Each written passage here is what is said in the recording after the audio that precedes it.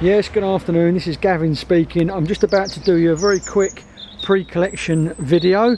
It's just a video to point out some of the key features on the car, simply because we can't do an actual sit-in handover process as we would once do because of obviously social distancing. The car will get its final clean tomorrow morning, so it'll look beautiful then.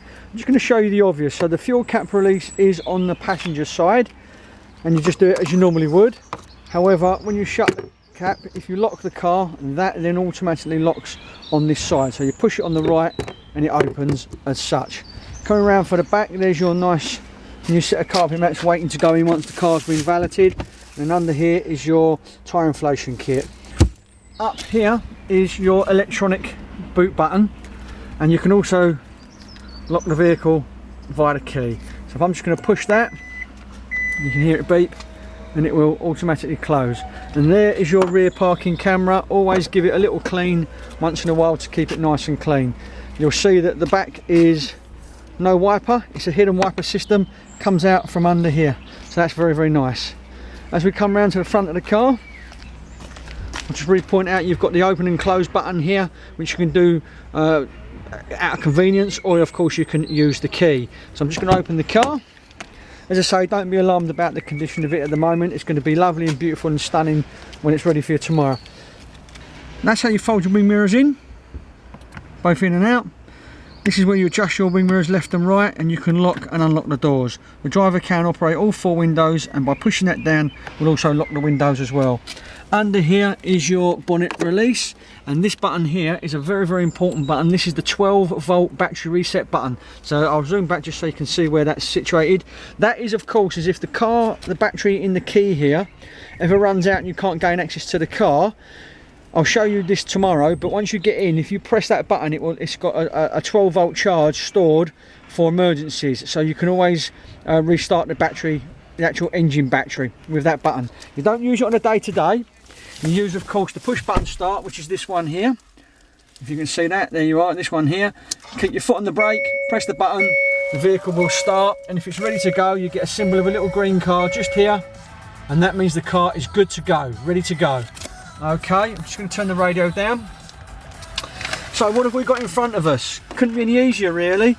So you've got your dual zone climate control here, so up and down passenger, up and down driver. You've got your various settings across the bottom, nice and simple, and you can sync it so you can do both at the same time or just driver's side. The power button for this system is here, turns the radio off as well. Okay, I'm just going to confirm. You've got your darkened screen. It shows you basic information such as time, temperature and guest. Guest being you can have more than one phone set up on the car.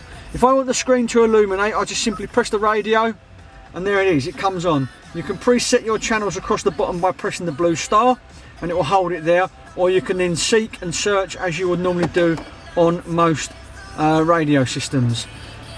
You can get rid of that so the screen becomes grey all the while, or you can show your fuel consumption as well.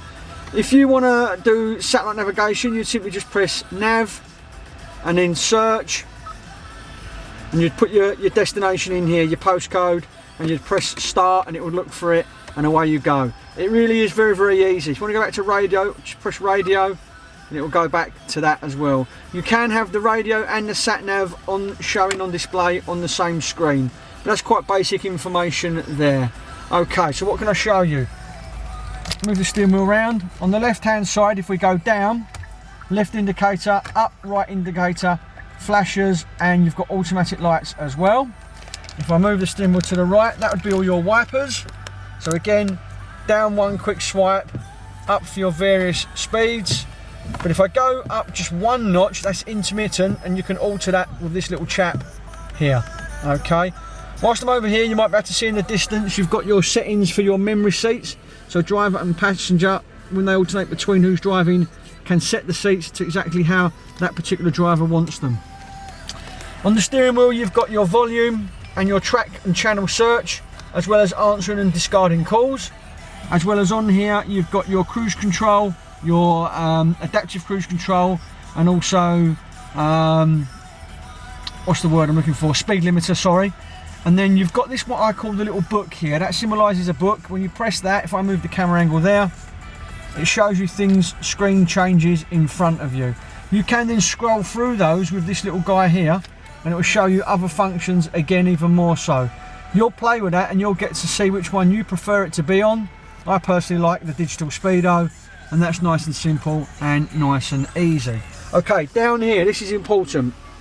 So there's no gear shift as such, it's all what we call fly-by-wire. So you've got reverse, neutral, drive and park. You've also then got your electronic handbrake here with your automatic hold. You only really need the automatic, the full automatic handbrake at the end of the day. If you use automatic hold throughout your journey, it will put on and take off the handbrake as and when it needs to, i.e. you come to stop, it knows that's what you're doing and it will put the brakes on. Up here you've got your heated and cooling seats for the passenger as well as the driver. You've got your rear camera view, so you press that, even if you're driving forwards, it will still show you what's going on behind. You've got your parking sensors off, you've got downhill assist and heated steering wheel. So that's just a very, very quick look around. In here is your locking wheel nut, and this is where your 12-volt charger for your phone would be as well. You've got quick charge, you've got normal USB, you've got another secondary 12-volt charger under here, and this guy here is your conductor for your wireless charging. If you've got a wireless charging phone, you pop it in here, it will light up orange to say it's charging and then go green when it's charged. There are a lot more functions and features, and of course they all are in the manuals, which will be on your seat, but just to get you going tomorrow when you arrive, that's quite basic information there. So I'm sure you're going to enjoy the car and it's going to be great. Thank you very much, and bye for now.